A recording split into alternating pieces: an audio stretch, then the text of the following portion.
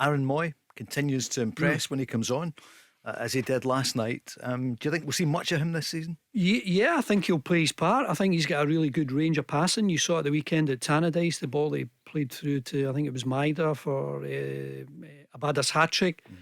I think he's really clever in tight situations. He keeps the ball, and anyone who's clever, doesn't he waste any passes. You'll always get a game in midfield, and you've got to remember he's got so many options off the ball. There's so much movement in that Celtic team, so you need someone with a good range of passing. Just need to go back to Aaron Mooy there briefly.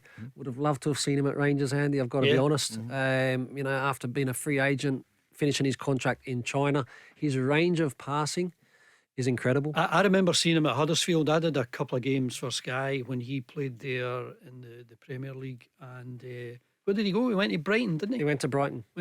Yep. And I've always thought he was a really tidy player. Yeah, I think the only thing that's probably held him back from a regular top six Premier League side was the pace. He's got one gear, but I tell you what, he can run all day, every day.